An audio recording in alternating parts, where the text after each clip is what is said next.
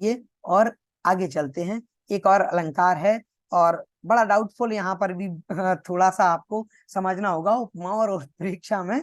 क्यों? क्योंकि ये समझना बहुत जरूरी है, क्योंकि दोनों ही हमारे में अलंकार है। देखो, जैसे लाटानुप्रास और यमक अलंकार में समस्या थी, वैसे ही उपमा और उत्प्रेक्षा में समस्या है। समस्या कुछ नहीं है, समझने की समस्या है। आप समझ जाएंगे तो समस्या का निराकरण हो जाएगा, समस्या पूर्ति हो जाएगी। ठीक है, तो उत्प्रेक्षा को देखते हैं और इसके उदाहरणों को देखते हुए हम जानेंगे कि उपमा में और उत्प्रेक्षा में क्या अंतर है और हमें किस प्रकार से इनको पहचानना है। देखिए, भवेत् संभावनोत्प्रेक्षा प्रकृतस्य परात्मना वाच्या प्रतीयमाना सा प्रथमम द्विविधा मता। उत्प्रेक्षा अलंकार के विषय में ये मम्मट सॉरी विश्वनाथ जी कहते हैं कि ये जो है संभावना होनी चाहिए प्रकृत की अप्रकृत के साथ में। जब संभावना की जाती है तब होता है ये अलंकार, जिसका नाम है उत्प्रेक्षा। वाच्या और प्रतीयमाना, इसके दो भेद प्रथम रूप से किए गए। हमारे मम्मट जी काव्य प्रकाश में कहते हैं संभावनमथोत्प्रेक्षा प्रकृतस्य समेनयत्, अर्थात उपमेय की उपमान के साथ जब संभावना हो जाती है तब उत्प्रेक्षा अलंकार होता है। भाई, अप्रकृत के रूप में प्रकृत की जब संभावना कर देंगे तब हो जाएगा ये अलंकार, जिसका नाम है उत्प्रेक्षा। उत्प्रेक्षा दो प्रकार का है, इसी को समझना बड़ा कठिन है, लेकिन इतना सरल मैं करके आपको जो बता रहा हूं, सचमुच आपको एक बार में ही समझ में और याद हो जाएगा। ये नोट्स और क्लास को आप जरूर सेव करके याद करके रख लीजिएगा, 2-4 बार सुन लेंगे तो रट ही जाएगा आपको। दो भेद कौन कौन से हैं देखिएगा, वाच्योत्प्रेक्षा और प्रतीयमान उत्प्रेक्षा। भाई, वाच्योत्प्रेक्षा स्पष्ट रूप से कह रहा है कि वाच्य एक उत्प्रेक्षा, वाच्य कोई शब्द आ जाए, संभावना वाच्य अगर कोई शब्द आ रहा है, इसका मतलब कि यहाँ पर हमने क्या किया है, वाच्योत्प्रेक्षा है। जैसे मन्ये, शंके, ध्रुवम, प्रायः, ये जो सारे जो शब्द हैं इव जो रहते हैं, इव का प्रयोग हो रहा है। इव का प्रयोग क्या है, तो इव आदि का प्रयोग हो रहा है, इसका मतलब कि इनके द्वारा उत्प्रेक्षा वाच्य हो गई है, इसीलिए इसको वाच्य उत्प्रेक्षा कहते हैं। अब देखिएगा, प्रतीयमान उत्प्रेक्षा क्या है, भाई इसमें भी वही काम है, सेम टू सेम उत्प्रेक्षा ये भी है, लेकिन यहाँ पर उपमा वाचक शब्द नहीं होगा। मतलब इव आदि, मन्ये, शंके, ध्रुवम, प्रायः, हाँ, इनका प्रयोग नहीं होगा। जब इनका प्रयोग नहीं होगा तो ये प्रतीक रूप में उत्प्रेक्षा में रहेगी, मतलब उसको प्रतीयमान होगी उत्प्रेक्षा, वाच्य नहीं होगी। इस प्रकार से इसके दोनों भेदों को आप समझ लीजिएगा, बहुत सरल है, कठिन कुछ भी नहीं है। 2 बार पढ़िए, सब समझ में आ जाएगा। ठीक है, और याद कर लीजिए इन सब चीजों को, क्योंकि संस्कृत में याद करना बहुत जरूरी है। हाँ, श्रुति और स्मृति दोनों चीजें बहुत जरूरी हैं। श्रुति माने सुनना समझना, और स्मृति मतलब कि उसको स्मृति में बनाए रखना।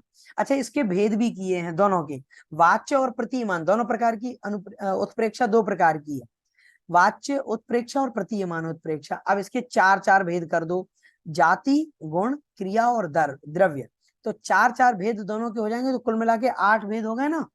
8 भेद हो जाने के बाद में फिर याद रखना, भावाभिमान और अभावाभिमान, इन दोनों से और भेद कर दो इनके, क्या होगा, अब 8 के भावाभिमान से भेद करो, 8 के अभावाभिमान से भेद करोगे तो 16 भेद हो जाएंगे। फिर इसके बाद गुण और क्रिया से भी भेद हो देंगे, इसके गुण और क्रिया से भेद करने 16 के 2-2 भेद हो जाएंगे गुण और क्रिया से, कुल मिलाकर के इसके भेद कितने हो जाएंगे, इसके भेद बन जाएंगे 32, यानी कि 32। तो आपको ये समझ में आ गया होगा, 32 भेद वाली है उत्प्रेक्षा। तो आपसे कोई पूछे तो तुरंत आप बता सकते हैं, परीक्षा में पूछा जाएगा भाई उत्प्रेक्षा अलंकार के बताइए कितने भेद आपने पढ़े हैं, तो आप बता पाएंगे कि भैया हमने तो 32 भेदों को पढ़ा है। आगे देख लेते हैं, इसका उदाहरण देखते हैं। पुरुहु कुरंग कदृश चंचल चेलांचलो भाति सपताका कनकमयो विजय स्तंभ स्मरस्येव। यहाँ पर स्मर माने कामदेव के विजय स्तंभ से, कीर्ति स्तंभ से इन्होंने जो उरुह माने जंघा होती है, नायिका की जो जांघें हैं, जंघा है, उस जंघा के प्रदेश को इन्होंने जो वहां पर जो वस्त्र पहने हुए है वो जंघा स्थल पर, उस वस्त्र के साथ में जब वो उड़ रहा है तो ऐसा लग रहा है कि वो कोई विजय पताका है कामदेव की। तो इस प्रकार से इन्होंने इव के साथ में उत्प्रेक्षा की है। तो ये क्या है, इव से उत्प्रेक्षा जब हो रही है इसका मतलब है कि यहाँ पर वाच्य उत्प्रेक्षा है। ज्ञाने मौनम क्षमा शक्तौ त्यागे श्लाघा विपर्ययः गुणानुबंधित्वात् तस्य सप्रसवा इव।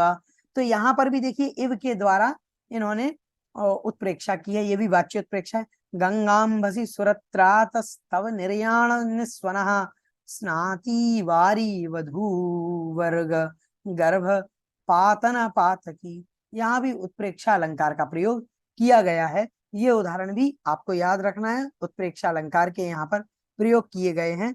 तो उत्प्रेक्षा अलंकार के हमने उदाहरण देख लिए। अब आपके मन में आ रहा होगा भाई आपने तो सारी चीजें क्लियर कर दी, दिक्कत कहाँ है? तो भैया दिक्कत यहाँ है कि इव आदि का प्रयोग कभी कभी उपमा अलंकार में भी हो जाता है और उत्प्रेक्षा में भी हो जाता है। दिक्कत कहाँ है, कंफ्यूजन कहाँ है? यही है कि साहब उपमा को कैसे पहचाने, उत्प्रेक्षा को कैसे पहचाने, समस्या तो यही है। अच्छा एक और उदाहरण बता रहा हूं आपको। उत्प्रेक्षा का बड़ा प्रसिद्ध उदाहरण है और ये आपको रट और याद कर लेना चाहिए। लिम्पतीव तमोंगानी वर्षतीवांजनम नवः असत पुरुष सेवैव दृष्टिर विफलताम गतः। इसमें कहते हैं कि लिम्पतीव तमोंगानी अर्थात अंगों को जैसे अंधकार लेपन कर रहा है। तो यहाँ पर भी उत्प्रेक्षा अलंकार इव के साथ में प्रयोग किया गया है। मैं आपको क्या बता रहा हूँ, पहले तो मन्ये शंके ध्रुवम प्रायः इस प्रकार के जो शब्द हैं इन सारे शब्दों से इव आदि से उत्प्रेक्षा का बोध होता है, स्पष्ट रूप से कोई हानि नहीं है। लेकिन दिक्कत क्या होती है कि कभी समम कभी इव इनका प्रयोग उपमा में भी होता है, उत्प्रेक्षा में भी होता है। अब आप कैसे पहचानेंगे कहाँ उपमा है कहाँ उत्प्रेक्षा है? तरीका ये है कि आप ये याद रखिएगा कि उत्प्रेक्षा जहां होगी, उत्प्रेक्षा अलंकार जहां होगा वहां पर संभावना की जाएगी और वहां पर क्रिया के साथ में इव का प्रयोग होगा। उत्प्रेक्षा अलंकार में इव आदि का प्रयोग क्रिया के साथ में रहेगा और तब वो जो है उत्प्रेक्षा संभावना होगी। लेकिन वहां पर संभावना नहीं हो और केवल वहां पर सादृश्य बैठ रहा हो, संभावना का प्रयोग न करके सादृश्य जहां पर बैठ रहा है, वैधर्म नहीं है, केवल सदृशता और तुल्यता दिखाई दे रही है, तब वहां पर उपमा अलंकार है। और ऐसे में उपमा अलंकार में जो प्रयोग होता है इव आदि शब्दों का वो कब रहता है? वो होता है शब्द के साथ में, शब्द के साथ में प्रयोग होगा, क्रिया के शब्द में इव का प्रयोग नहीं होगा। ठीक है, तो आप इस प्रकार से इसको पहचान सकते हैं। पहचानने का ये अच्छा तरीका है। अगर क्रिया के साथ में इव आदि का प्रयोग है इसका मतलब उत्प्रेक्षा अलंकार है। शब्द के साथ में इव आदि का प्रयोग हो रहा है या किसी विशेष के साथ में, विशेषण के साथ में हो रहा है तो समझना कि ये उपमा अलंकार का प्रयोग किया गया है। जैसे उदाहरण के तौर पर देखिए, वागर्थाविव संपृक्तौ, वागर्थौ इव, तो यहाँ पर वाक और अर्थ के समान, तो इव का प्रयोग वाक और अर्थ में है, क्रिया नहीं है ना, ये शब्द है, तो शब्द में हो रहा है, इसका मतलब कि यहाँ पर उपमा अलंकार का प्रयोग किया गया है। यहाँ पर आप मुंह उठा करके इव है इसलिए आप उत्प्रेक्षा पर टिक मत कर दीजिएगा, बहुत बड़ी गलती कर देंगे आप। ठीक है, तो वागर्था विव में कौन सी अलंकार होगा? यहाँ पर होगा उपमा अलंकार। लेकिन अगर जैसे मान लीजिएगा अगर आ जाए कि भाई साहब उत्प्रेक्षा कहाँ पर है, जैसे आता है कि